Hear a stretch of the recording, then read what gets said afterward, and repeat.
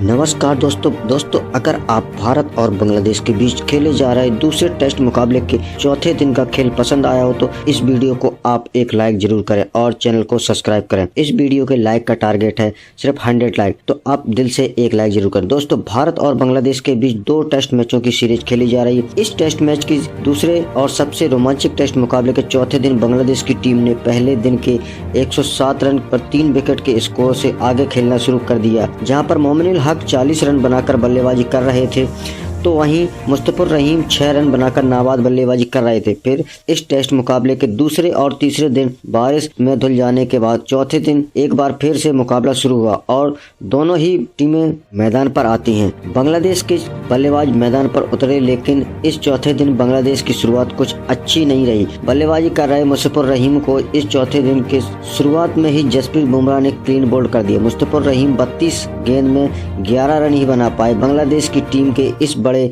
Cricket के wicket जल्दी गिरने के बाद अब लिटन दास मैदान पर उतरते और फिर लिटन दास के साथ मिलकर सेट हो चुके मोमिनुल हक ने अपना अर्धशतक इस मुकाबले में पूरा कर लिया है। दोनों ही खिलाड़ी अब भारतीय गेंदबाजों पर पलटवार कर रहे थे, लेकिन तभी गेंदबाजी पर बुलाए गए मोहम्मद सिराज ने नए बल्लेबाज लिटन दास को भारतीय कप्तान रोहित शर्मा के हाथों कैच आउट करा दिया। लिटन दास 30 गेंद में 13 रन बना पाए। रोहित शर्मा ने एक लाजवाब कैच एक हाथ से पकड़ा, भारतीय टीम को यह विकेट दिलाया था। अब बल्लेबाजी के लिए साकिब अल हसन मैदान पर उतरते हैं, लेकिन दूसरे छोर पर सेट हो चुके मोमिनुल हक अब पूरी तरह से सेट हो चुके थे और भारतीय टीम के लिए एक बड़ा खतरा बन सकते थे। साकिब अल हसन के साथ मिलकर कुछ एक बार फिर मोमिनुल हक ने एक साझेदारी को आगे बढ़ाया टीम के लिए, लेकिन तभी गेंदबाजी पर आए रविचंद्रन अश्विन ने साकिब अल हसन को भी मोहम्मद सिराज के हाथों कैच आउट करा दिया। साकिब अल हसन 17 गेंदों में 9 रन बनाकर आउट हो गए, लेकिन दूसरे छोर पर सेट हो चुके मोमिनुल हक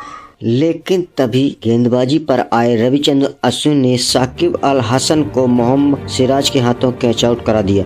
साकिब अल हसन मात्र 17 गेंदों में 9 रन बनाकर आउट हो गए, लेकिन दूसरे छोर पर सेट हो चुके मोमिनुल हक की बल्लेबाजी का जवाब भारतीय गेंदबाजों के पास नहीं था। विकेट गिरने के बाद बल्लेबाजी के लिए मेहदी हसन मिराज के साथ मिलकर मोमिनुल हक ने बांग्लादेश के स्कोरबोर्ड को रुकने नहीं दिया और इस मुकाबले में अपना ऐतिहासिक शतक भी पूरा करके दिखाया। मोमिनुल हक और मेहदी हसन मिराज की यह साझेदारी अब बहुत ही ज्यादा खतरनाक हो चुकी थी।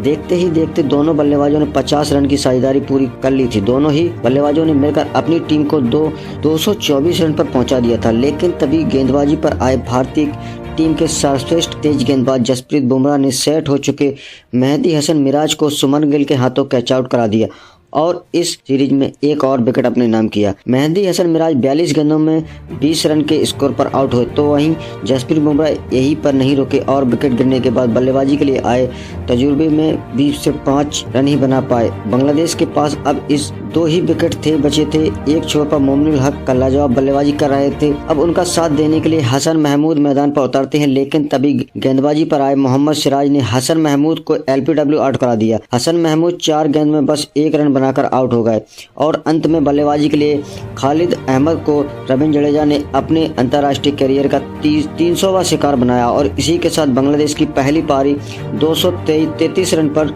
समाप्त हो गई और इसके बाद बांग्लादेश की से मिले 233 रनों की पारी के लक्ष्य का पीछा करने के लिए भारतीय टीम के 2 दिग्गज ओपनर बल्लेबाज मैदान पर उतरते हैं। यशस्वी जायसवाल और भारतीय कप्तान रोहित शर्मा के कंधों पर इस महामुकाबले में अपने टीम को एक विस्फोटक ओपनिंग शुरुआत दिलाने की बहुत बड़ी जिम्मेदारी थी और भारतीय टीम की इस ओपनिंग जोड़ी ने मैदान पर उतरते ही अद्भुत बल्लेबाजी करना शुरू कर दी, जिसने पूरे मैदान को हैरान करके रख दिया। पहले ही ओवर में यशस्वी जायसवाल ने लगातार 3 चौके लगाकर अपना खाता खोला, तो वहीं भारतीय कप्तान रोहित शर्मा ने लगातार 2 छक्के लगाकर लाजवाब शॉट लगाए।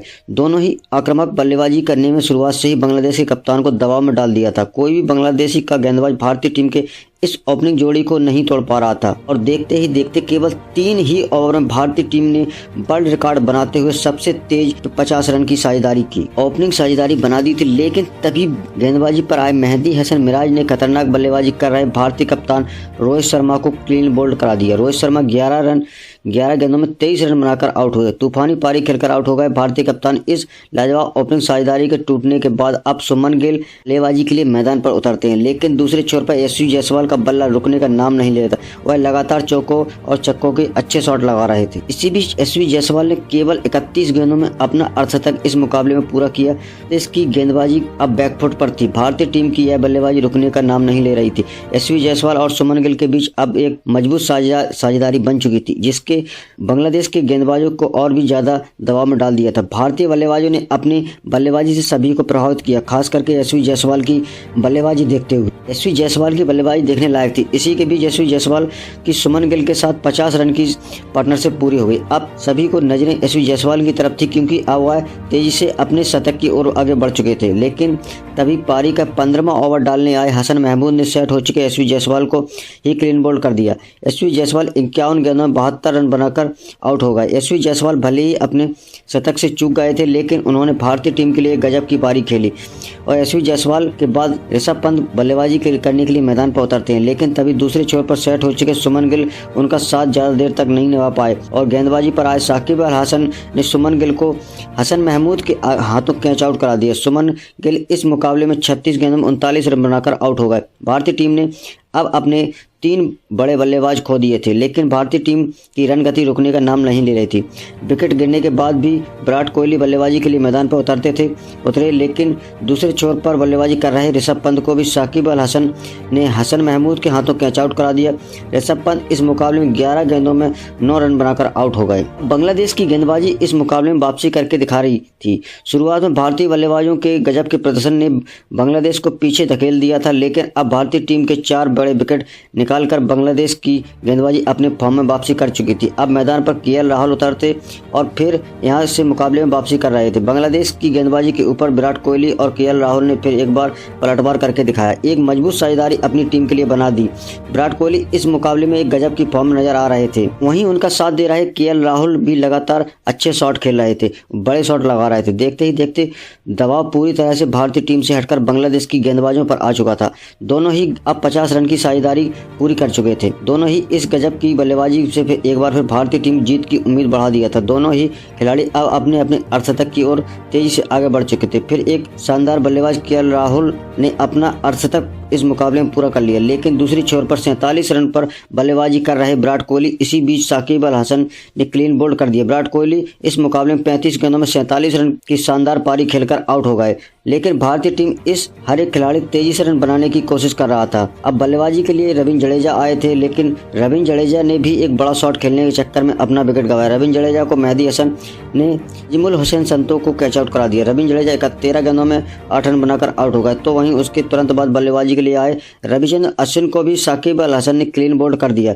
रविचंद्रन अश्विन इस मुकाबले में एक ही रन बना पाए। अब भारतीय का कप्तान कभी भी इस भारतीय टीम इस पारी को डिक्लेयर कर सकते थे। अब बल्लेबाजी के लिए आकाशदीप मैदान पर उतरते हैं। आकाशदीप ने भी आते ही 2 शानदार चौके लगाकर अपना खाता खोला। तभी दूसरे छोर पर लाजवाब बल्लेबाजी कर रहे केएल राहुल को मेहदी हसन मिराज ने लिट्टन दास के हाथों स्टंप आउट कर दिया। केएल राहुल इस मुकाबले में 43 गेंदों में 68 रन बनाकर आउट हो गए। अब केएल राहुल के बाद जसप्रीत बुमराह मैदान पर उतरते, लेकिन दूसरे छोर पर बल्लेबाजी कर रहे आकाशदीप को भी इसी बीच मेहदी हसन मिराज ने खालिद अहमद के हाथों कैच आउट करा दिया और इसी के साथ भारतीय कप्तान रोहित शर्मा ने भारतीय पारी को डिक्लेयर कर दिया। भारतीय टीम ने 52 रन की बढ़त पर बांग्लादेश की टीम के ऊपर बना ली थी। इसके बाद भारतीय टीम 52 रन की बढ़त का पीछा करने के लिए बांग्लादेश के 2 दिग्गज ओपनर बल्लेबाज मैदान पर उतरते। सदमान इस्लाम और जाकिर हसन के हाथों इस महामुकाबले में अपनी टीम को एक मजबूत ओपनिंग शुरुआत दिलाने की बहुत ही बड़ी जिम्मेदारी थी, लेकिन भारतीय गेंदबाजी के सामने बल्लेबाजी करना बहुत ही मुश्किल हो रहा था और ऐसा ही भारतीय गेंदबाज ने भी करके दिखाया था। लेकिन भारतीय गेंदबाजी को बांग्लादेश के इन दोनों बल्लेबाजों ने विकेट नहीं रख पाए। भारतीय गेंदबाजी ने अपना पूरा जोर लगाया, लेकिन बांग्लादेश की इस ओपनिंग जोड़ी ने पूरे अनुभव का इस्तेमाल करते हुए एक मजबूत साझेदारी भारतीय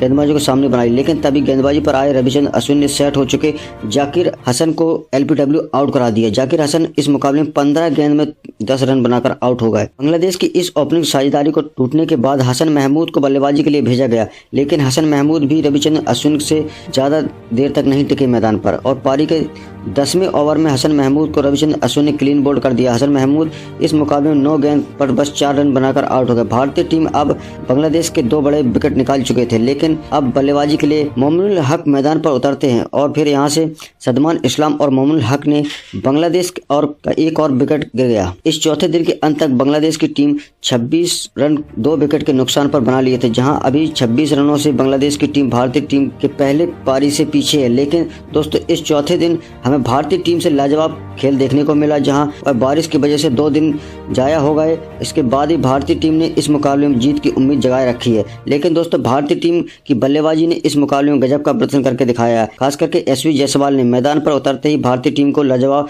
शुरुआत दिलाई। केवल 51 गेंदों में 72 रनों की तूफानी पारी खेली। तो दोस्तों अब एसवी जायसवाल को इस शानदार पारी के लिए उन्हें 10 में से कितने अंक देना चाहेंगे, अब अपनी राय नीचे कमेंट बॉक्स में जरूर बताइएगा। दोस्तों आपको ये वीडियो कैसा लगा कमेंट करिए और चैनल को सब्सक्राइब करना बिल्कुल ना भूलें। बेल आइकन दबाइए। धन्यवाद वीडियो